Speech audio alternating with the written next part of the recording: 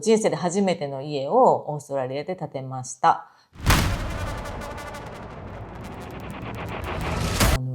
自分のね、城があるっていうのがすごく嬉しいですね。自分が好きなようにできる家を自分で持ててるっていうのはすごく幸せだなと思います。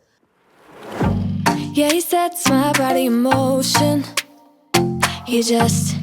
knows how to turn things up. And he knows what gets me going. Yeah, like a little text saying, hey, what's up? はい、皆さんこんにちは。マミリーランドのマミです。タイトルにありますように、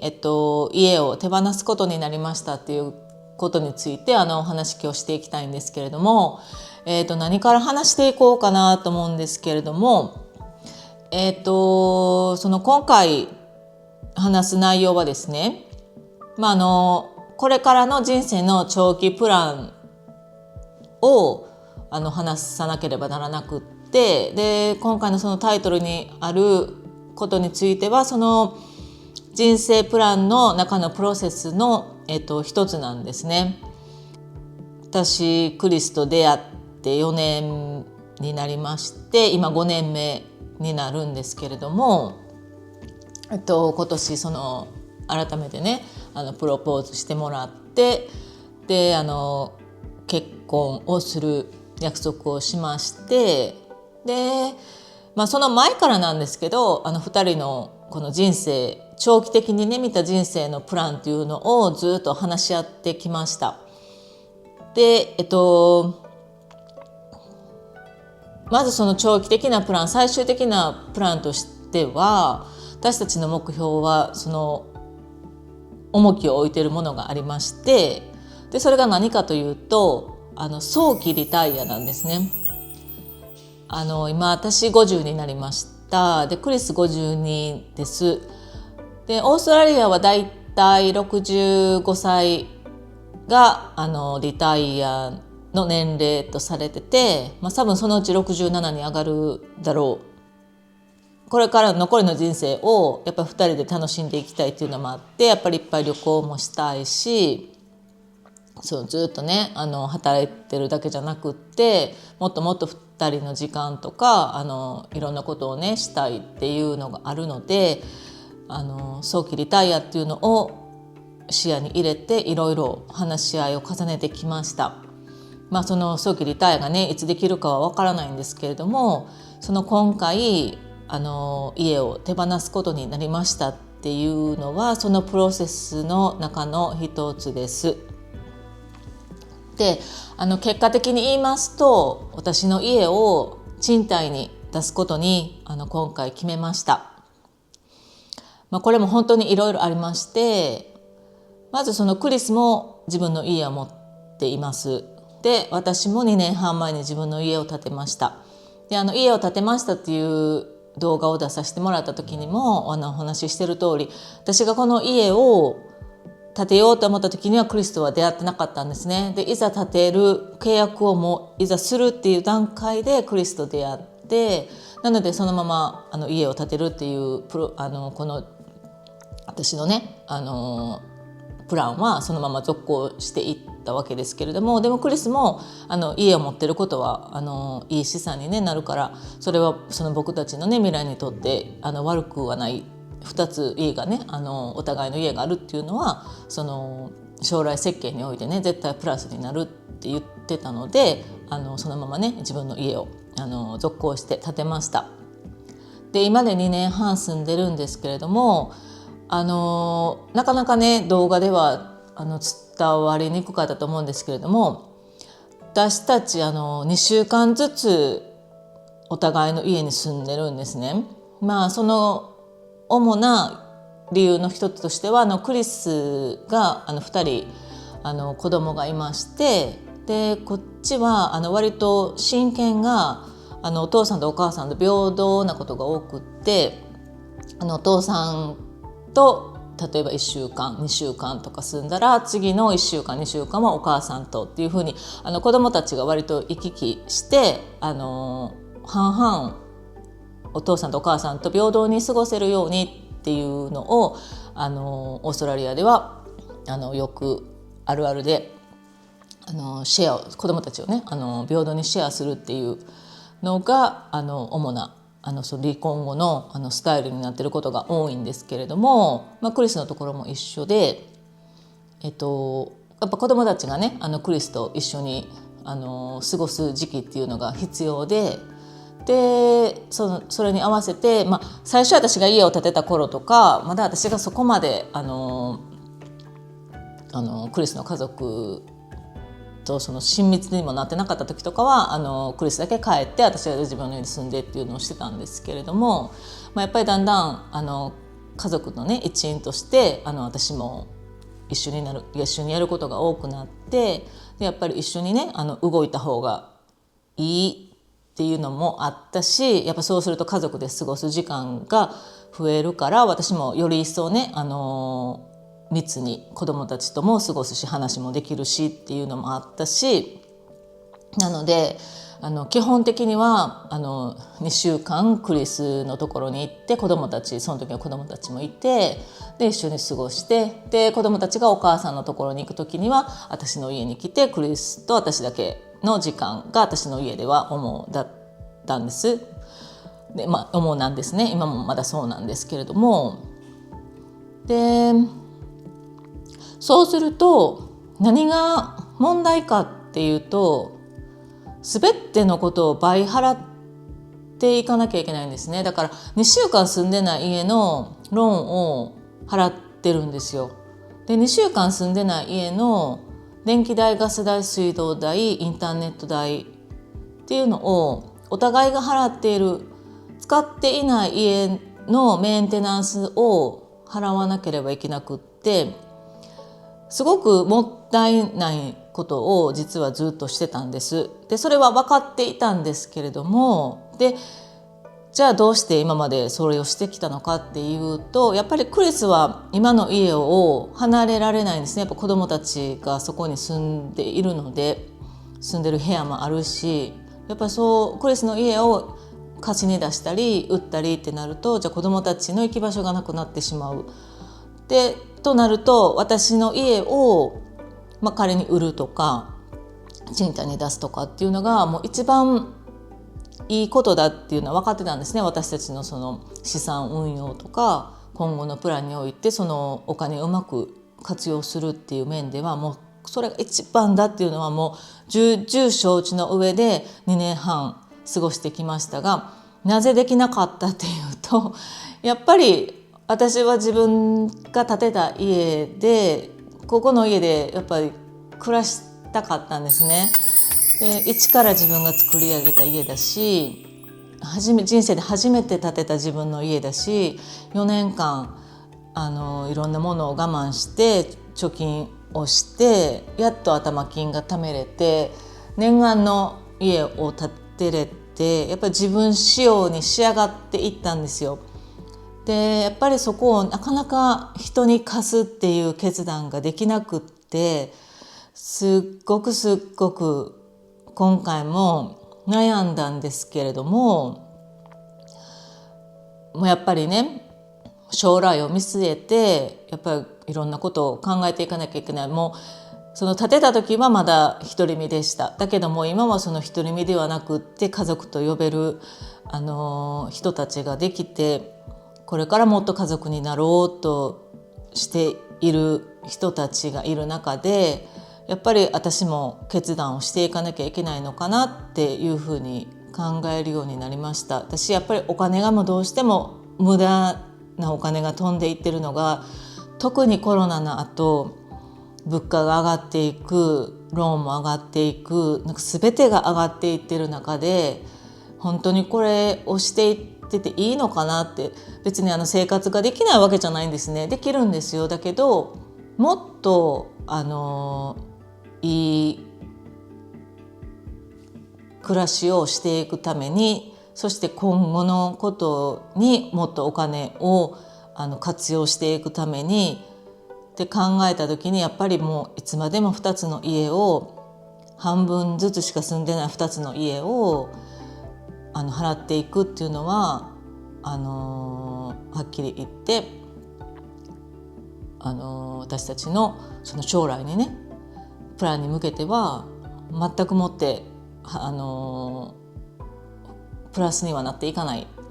ていうふうにやっぱり思いました。でやっぱり私が動くのが一番簡単なので、今回賃貸にね出すという決断をしました。でこれが今年人生が動きますよっていうふうにずっと実はまた時期が来たらお知らせしますって言ってたことの一つです。で実はもういろいろプロジェクトも動き出しててですね、この家の賃貸出した後にずっとメンテナンスというかずっと面倒を見てくれる方っていうのももう契約してまして、でその方が私が引っ越しする日を決めたら、そこから遡って1ヶ月前ぐらいに家に来て写真を全部撮って、でそれをウェブサイトでねこういう賃貸情報をアップしてくれて、で多分その募集がね来ると思うので、住みたいという方のでそういう選定をその方がしてくれます。で最終選定に残った方の中から私たちが選ぶという形で住んでもらう方を決めていくという形になって、そういうこまでの話し合いはもう終わってます。もう契約もして、あと私たちが引っ越しする時期を決めて連絡したら、そこからもうトントンと進んでいく形になります。まだ全然引っ越しもね何もしていない段階なので、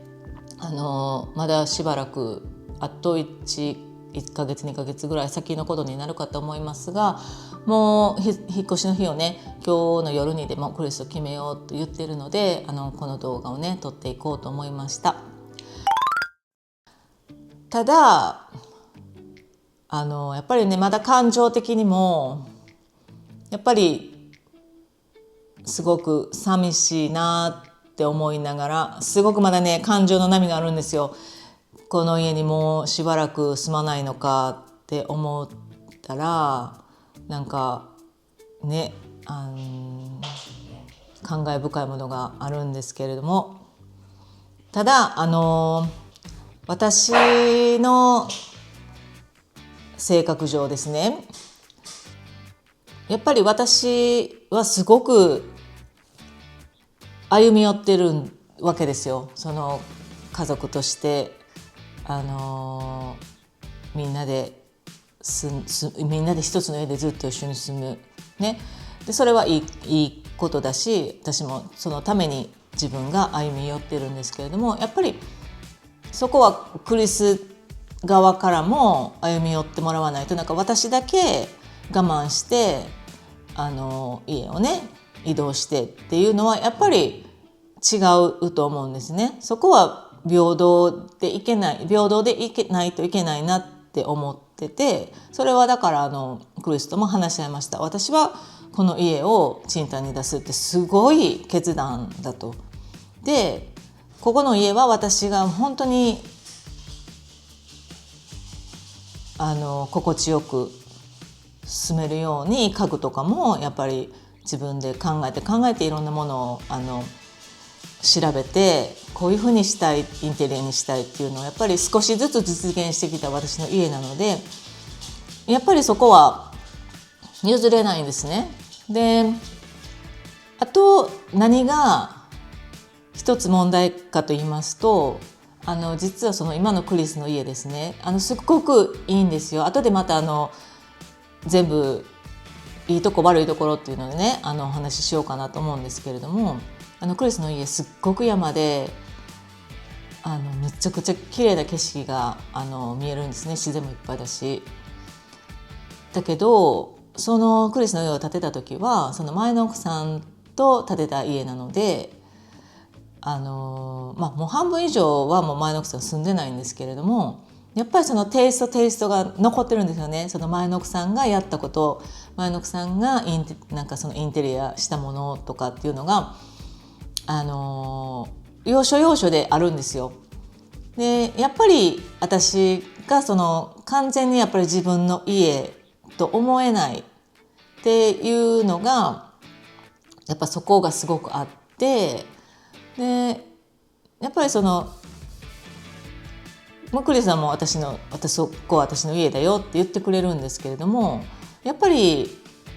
完全に思えないんですよね。感情的にもここが私の家だって、ここだったらもう自分が作り上げたものなので自分の家だって思えるけれども、やっぱりそこはなかなか難しくって、なのでそこでクリスにお願いをしました。クリスの家に住みます。だけど私が私の家だと思えるようにその家を変えたい。で、私がこの家でとても好きなのは日当たりがいいことと、あとウォークインクローゼットをつけたことと、あとキッチンのねウォークインパントリー、食料庫、やっぱこれはすごく自分でも気に入ってるので、それをね作りたい。なのでクリスの家をリノベーションすることに決めました。それはクリスも同意してくれました。そうすることでもう完全にね内装を変えようと思って、中身をで大掛かりですよ。またお金もかかるし大掛かりだし、だけど内装を変える、新しく新装するってことは家の価値を上げることにもなるので、今後のことにとっては十分いいことなんですね。だからそれも含めてリノベーションしたい。でキッチンとかも全部色も変えてキッチンも拡大して食料庫を作って、で今のベッドルームも拡大してウォ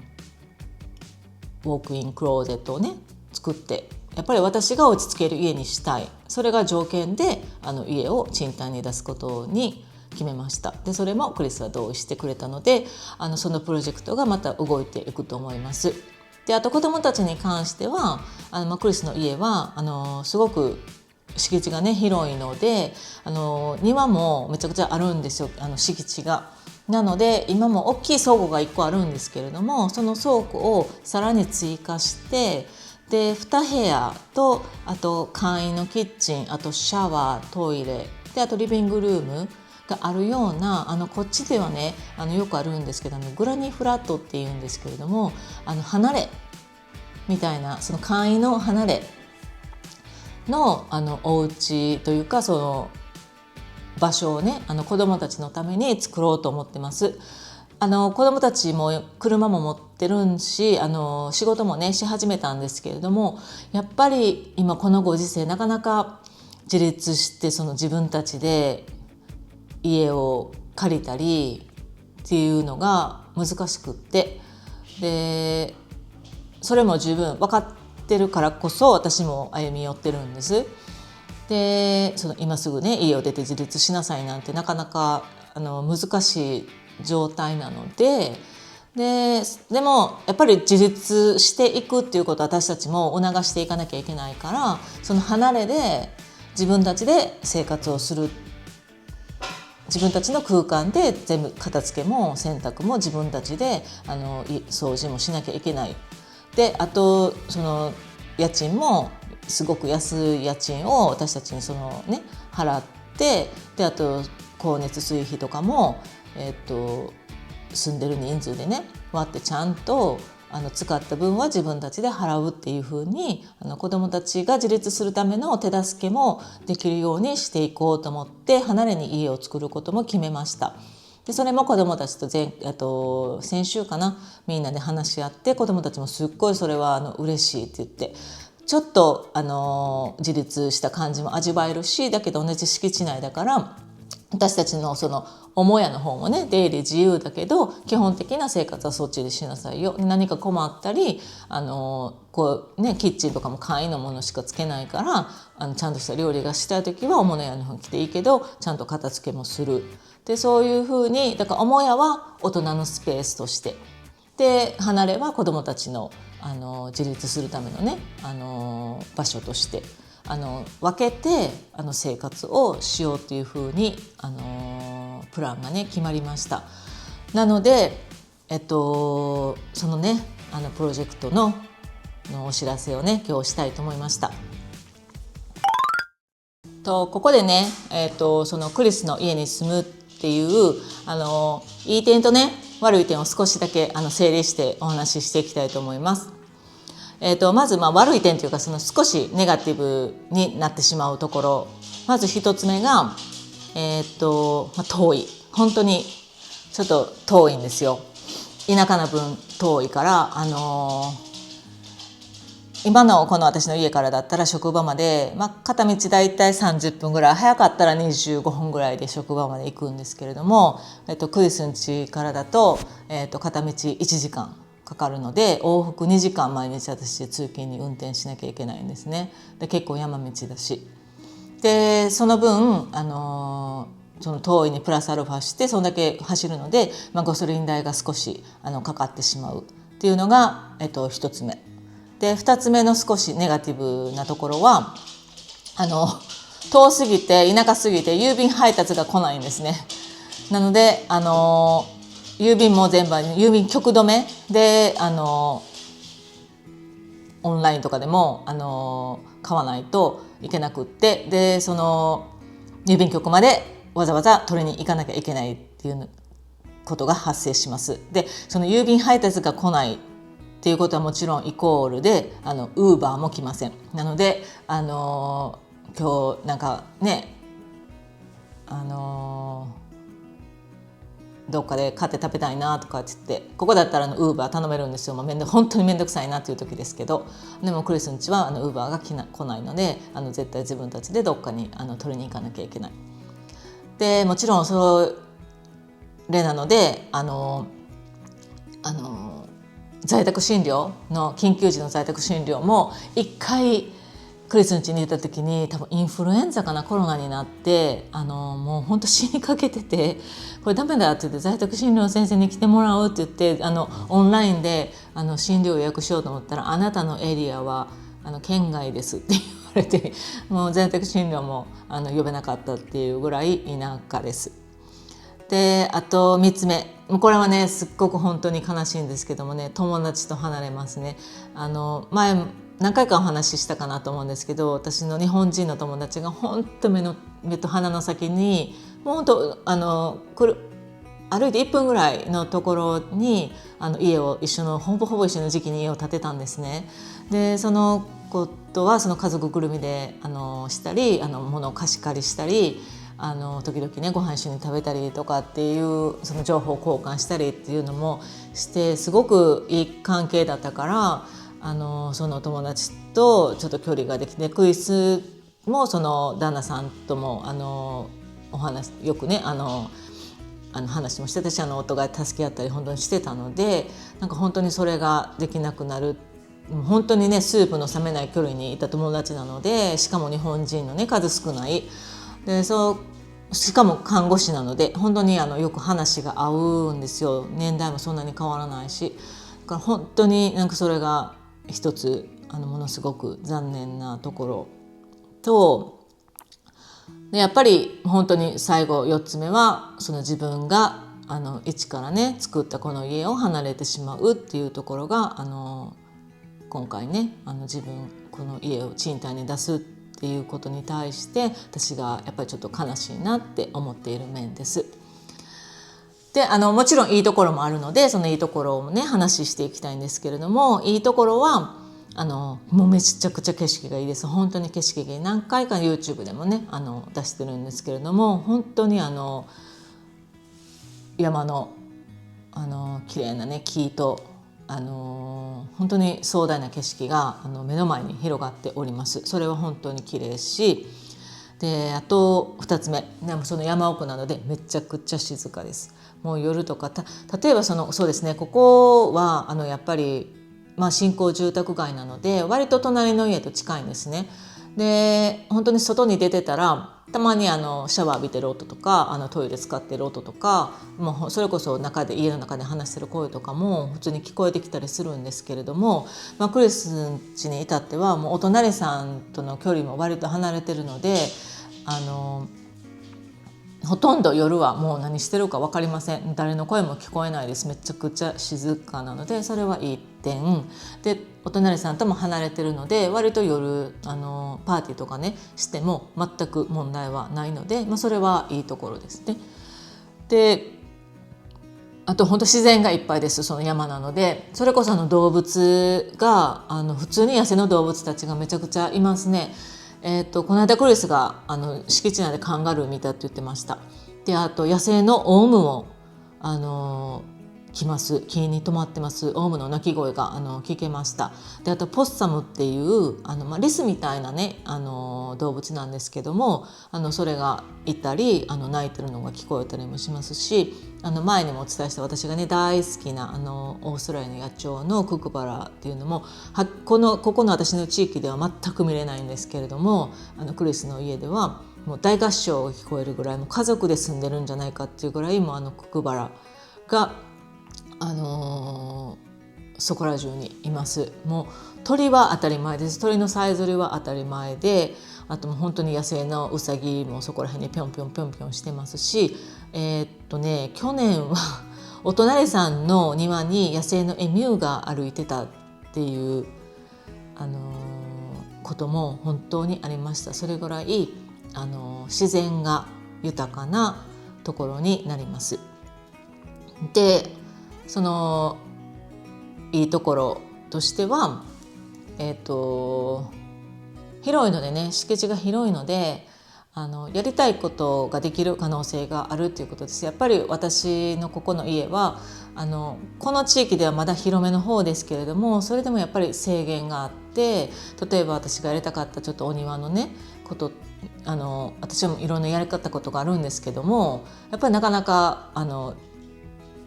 制限があってできなかったりしましたが、クリスの家は可能性を秘めているので、きっと私がやりたいようなお庭とかそのガーデンとかを作っていって、そのエンターテインメントがねできるようなガーデンを作れるんじゃないかなって思ってます。時間をかけてですけれども。であとはやっぱり私がそこの家に住むということで、家族で暮らせるっていうことがやっぱりできるかなと思います。もう一人ではないということと、やっぱり私も家族単位でものを考えていかなきゃいけない身になりましたので、やっぱりそこは私も家族の一員として馴染むために離れて暮らすよりは一緒に住んだ方がいいと、そこでやっぱりまたね子どもたちとももっと近づけると思うし、もっといろんな話ができると思うし、将来本当にね結婚したら彼女たちは私の義理の子供になるわけですので、やっぱりそこは私も歩み寄っていっていい家族になっていけたらなっていうのが、私の願いでもあるし、きっとクリスの願いでもねあるので、それに向けてステップを少し前に踏み入れてやっていこうというふうに決めました。でこのね引っ越しに伴って実は家の名義もクリスの家と私の名義と2つの家をもう2人の名義に変えることにも決めました。でもうそうすることで本当にね将来の設計が簡単になるし、お財布事情がね全く別っていうご家庭があるのも多分その方が多いのかな、わからないんですけれども、でももう私たちは一緒にやっていくっていうふうに決めました。なので2人の名義に家も買えますし、お財布も一緒にしますし、で家もねこの家も賃貸に出しますけれども、私たちの家であることには変わりないので、もしねまたこの家に帰ってきたいなっていう時期が来るかもしれないので、10年ぐらいね経って子どもたちがもう大きくなって、子どもたちもみんなそれぞれのね家があって家出ていった。でも2人で住むにはもう家は広いね、敷地をメンテナンスするのは大変だねってなった時に、やっぱりこういうローメンテナンスっていうんですけど、そんなにね手間のかからない家にやっぱり住みたいなってなったら、その時は帰ってくることができるんです。もちろん私たちの家なので。だからそこまで悲しくもならずに頑張って、悲しくならずにいいステップアップだと思って、でそのクリスの家を最大限に敷地をね生かして私がしたいことをやってみたりで、なのでこれからねクリスの家がメインになっていくと思います。また引っ越しの動画も上げたいと思うし、子どもたちのね離れを作っていく段階も全部ね記録に残してどういう離れが出来上がるのかっていうのも出していきたいし、あともちろんクリスの家を大幅にねリノベーションするその設計プランから全部皆さんにねお伝えしていこうと思うので、ぜひこれからね少し海に近いこの新しい家からではなくてですね、田舎暮らしがメインに変わっていくと思うんですけれども、それでもそうやって今のねクリスの家がどのように私仕様に仕上がっていくのか、そういうのも全部ねお伝えしてきたらいいと思うんです。だから今後ね田舎暮らし、オーストラリアの田舎暮らしに興味がある方とか、特にねチャンネル登録して見ていってくれたら嬉しいかなと思います。少しずつねいろんなこともアップデートしていきたいと思うし、これからいい意味でね人生ステップアップしていくためのプランなので、ぜひこれからもこのマミリーランドを見守っていってくれたら嬉しいかなと思います。とりあえず今日はそのお知らせということでびっくりされた方も多いと思いますが、これからの私のまた人生変わっていく過程をね、見守っていただけたらと思います。それでは今日はこの辺でバイバイ。